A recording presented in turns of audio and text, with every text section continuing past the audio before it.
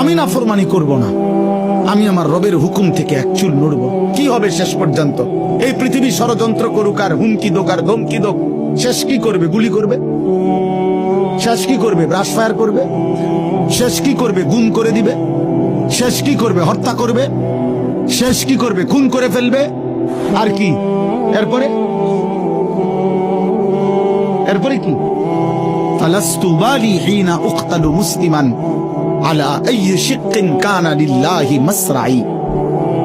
বুখারীর riwayat, নবী সাল্লাল্লাহু আলাইহি সাল্লামের বিখ্যাত সাহাবী হযরত খুবাইব ইবনে আদি, একজন সাহাবী খুবাইব রাদিয়াল্লাহু তাআলা আনহু, তানঈম নামক জায়গায় মক্কায়, মানে এখানে এখন যে মসজিদে আয়েশা বলে, এই মসজিদে আয়েশার পাশে হাজী সাহেবরা পরবর্তী উমরা গুলো যেখান থেকে করে আয়েশা মসজিদ কয়, এহরাম বাঁধে যেখানে, এই আয়েশা মসজিদের পাশের জায়গাটারই বলে তানঈম। এই জায়গায় নবীজির এই সাহাবীকে ফাঁসিতে ঝুলানো হয়েছিল মক্কার কাফেররা।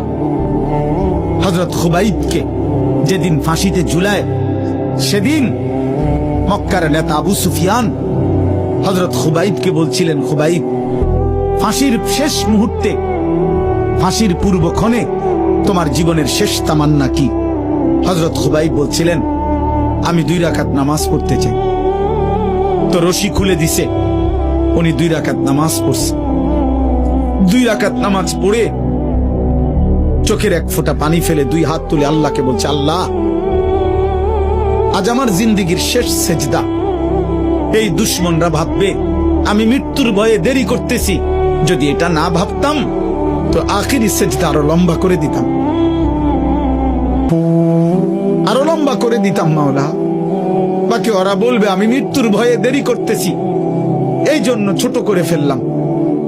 আল্লাহ, আমার আপনার কাছে আবদার, ওরা আমারে এখন ফাঁসিতে ঝুলাবে। আমার এই ফাঁসিতে ঝুলানোর এই দৃশ্য মক্কায়, নবীজি তখন মদিনায় হিজরত করে চলে গেছেন। হযরত খুবাইব বলছেন, আয় রব্বুল আলামিন, আমার শেষ তামান্না আমার মদিনার নবী যেন মদিনায় বসে আমার ফাঁসির দৃশ্য সরাসরি দেখতে পায়।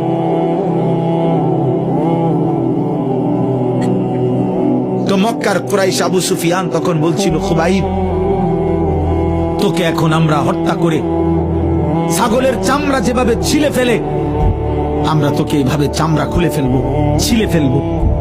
এই তখন তিনি একটা কথা বলছিলেন, শুধু এইটাই বুখারীতে আছে, ফালাস্তু বাদি হিনা উকতালু মুসলিমান।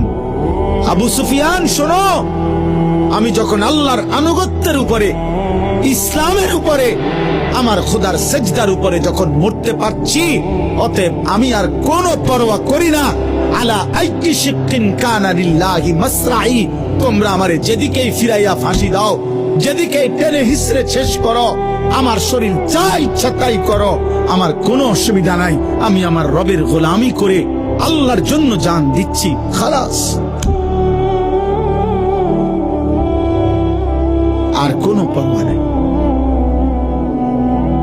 এই জন্য বাপ, এটা জীবনের মূল অর্থ।